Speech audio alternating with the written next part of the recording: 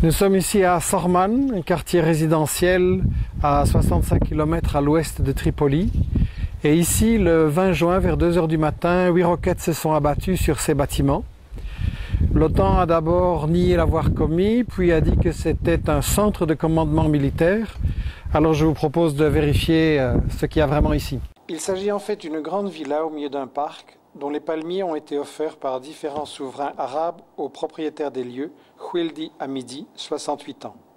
Passionné de nature, Hamidi avait fait venir toutes sortes d'animaux du monde entier et ses petits-enfants jouaient paisiblement dans ce petit paradis en harmonie avec la nature.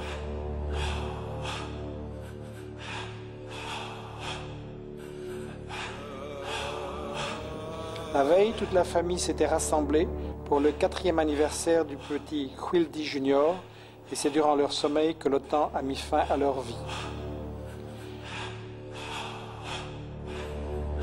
Je ne montrerai pas ici les images absolument épouvantables que j'ai vues, les corps en morceaux. Voici juste les plus présentables. Mais je pense que le public a le droit de savoir et de regarder en face ce qui est vraiment la guerre humanitaire de l'OTAN.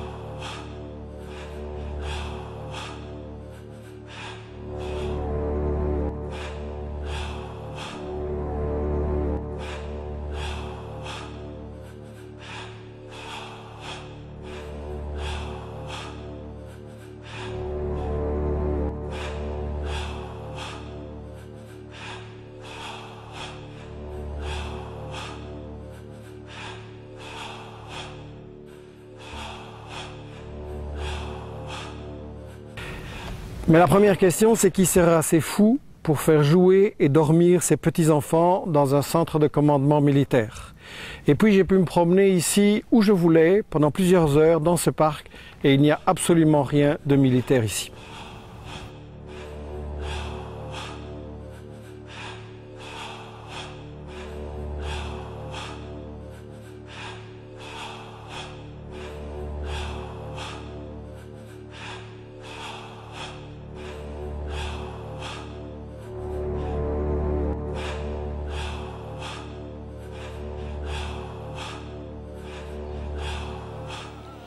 Qu'il n'y avait dans ce parc aucun objectif militaire, en fait l'OTAN le savait très bien.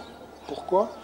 Eh bien parce que tous les gens de la région étaient régulièrement invités dans ce lieu pour de grandes fêtes selon les coutumes traditionnelles des tribus d'ici. Mariage ou anniversaire, les orphelins de la région venaient aussi visiter le zoo et Bachir le cuisinier, également tué, préparait parfois à manger pour 2 ou 3 000 invités. Il était donc très facile d'introduire un espion et de savoir qu'il n'y avait ici non pas un centre de commandement militaire, mais juste une résidence privée. Conclusion, le but était bien d'assassiner Hamidi.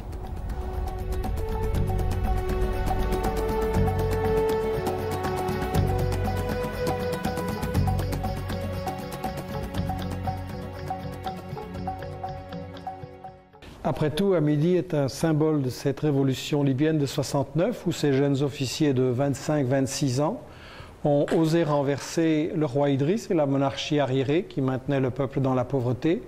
Ils ont osé fermer les bases militaires des États-Unis et surtout ils ont osé nationaliser le pétrole, ce qui a permis de donner aux Libyens l'éducation, des soins de santé, un niveau de vie beaucoup plus élevé qu'en Tunisie, en Égypte, dans les pays voisins, sans parler de l'Afrique où il y a des matières premières extrêmement riches et une population complètement pauvre. Donc il faut se demander si les États-Unis et la France sont en train d'appliquer la méthode d'Israël, c'est-à-dire assassiner les dirigeants politiques qui ne leur plaisent pas et en même temps leur famille pour faire peur.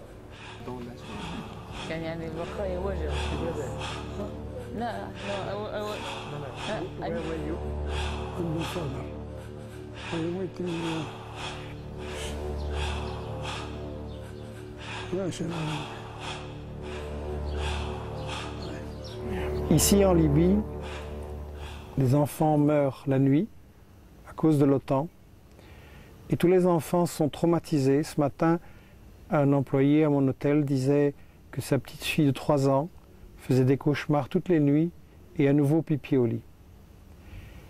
Et ça se fait en notre nom à nous, Européens, et c'est l'argent de nos impôts qui paye les bombes. Alors quand est-ce que nous allons enfin réagir et dire, Monsieur Sarkozy, combien d'enfants avez-vous tué cette nuit? Qui est responsable de tout ceci? Qui répondra aux questions du public? Monsieur Sarkozy, pouvez-vous dire qui ici donnait les ordres militaires? Est-ce que c'était la petite Salam, 6 ans, en arabe son prénom ça veut dire la paix, ou bien Khalida, 5 ans, ça veut dire éternel, infini, ou alors le petit Khwildi, 4 ans, ou bien cette maman? Et les autres aussi, Monsieur Obama, Cameron, Le Terme, Berlusconi, qui ici donnait les ordres militaires? Est-ce que c'était le cuisinier soudanais?